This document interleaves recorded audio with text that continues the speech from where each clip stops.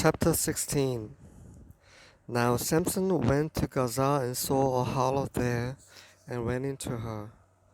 When he was told to the Gazites, saying, Samson has come here, they surrounded the place and lay in wait for him all night at the gate of the city.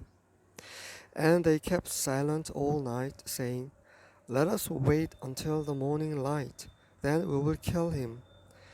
Now Samson lay until midnight, and at midnight he arose and took hold of the doors of the city gate and the two posts, and pulled them up along with the bars. Then he put them on his shoulders and carried them up to the top of the mountain, which is opposite Hebron. After this it came about that he loved a woman in the valley of Sorek, whose name was Delilah. The lords of the Philistines came up to her and said to her, Entice him, and see where his great strength lies, and how we may overpower him, that we may bind him to afflict him. Then we will each give you 1,100 pieces of silver. So Delilah said to Samson, Please tell me where your great strength is, and how you may be bound to afflict you. Samson said to her, If they bind me with 7 fresh cords that have not been dried, then I will become weak and be like any other man.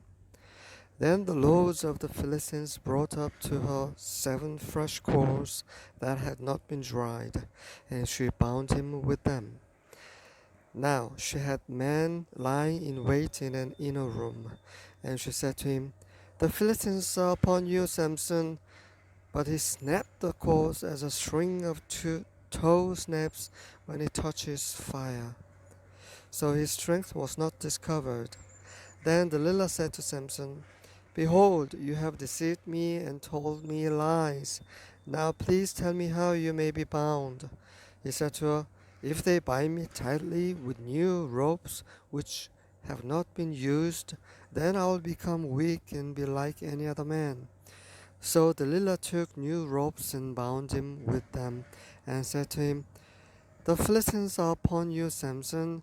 For the men were lying in wait in the inner room, but he snapped the ropes from his arms like a thread. Then Delilah said to Samson, Up to now you have deceived me and told me lies.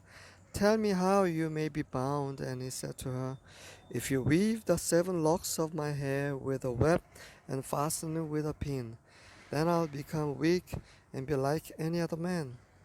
So while he slept, Delilah took the 7 locks of his hair and wove them into the web, and he fastened it with a pin, and said to him, The Philistines are upon you, Samson. But he awoke from his sleep and pulled out the pin of the loom and the web. Then she said to him, How can you say I love you when your heart is not with me? You have deceived me these 3 times, and have not told me where your great strength is. It came about when she pressed him daily with her words and urged him, that his soul was annoyed to death. So he told her all that was in his heart, and said to her, A razor has never come on my head, for I have been a Nazarite to God from my mother's womb. If I am shaved, then my strength will leave me, and I will become weak and be like any other man. When Delilah saw that he had told her all that was in his heart, she sent and called the lords of the Philistines, saying, Come up once more, for he has told me all that is in his heart. Then the lords of the Philistines came up to her and brought the money in their hands. She made him sleep on her knees, and called for a man and had him shave off the 7 locks of his hair. Then she began to afflict him, and his strength left him. She said, The Philistines are upon you, Samson. And he awoke from his sleep and said, I will go out as at other times and shake myself free. But he did not know that Yahweh had departed from him.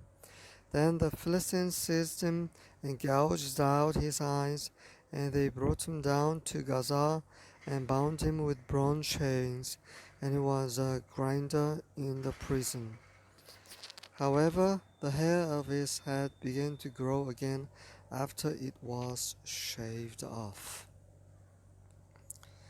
Now the lords of the Philistines assembled to offer a great sacrifice to Dagon, their god, and to rejoice, for they said, "Our God has given Samson, our enemy, into our hands." When the people saw him, they praised their God, for they said, "Our God has given our enemy into our hands, even the destroyer of our country, who has slain many of us." It so happened when they were in high spirits then that they said, "Call for Samson, that he may amuse us." So they called for Samson from the prison, and entertained them. And they made him stand between the pillars. Then Samson said to the boy who was holding his hand, "Let me feel the pillars on which the house rests, that I may lean against them." Now the house was full of men and women, and all the lords of the Philistines were there. And about 3,000 men and women were on the roof, looking on while Samson was amusing them. Then Samson called to Yahweh and said, "O Lord God, please remember me, and please strengthen me just this time, O God, that I may at once be avenged of the Philistines from my two eyes." Samson grasped the two middle pillars on which the house rested, and braced himself against them, the one with his right hand and the other with his left. And Samson said, "Let me die with the Philistines." And he bent with all his might, so that the house fell on the lords and all the people who were in it. So the dead whom he killed at his death were more than those whom he killed in his life. Then his brothers and all his father's household came down, took him, brought him up, and buried him between Zorah and Eshtaol in the tomb of Manoah his father. Thus he had judged Israel 20 years.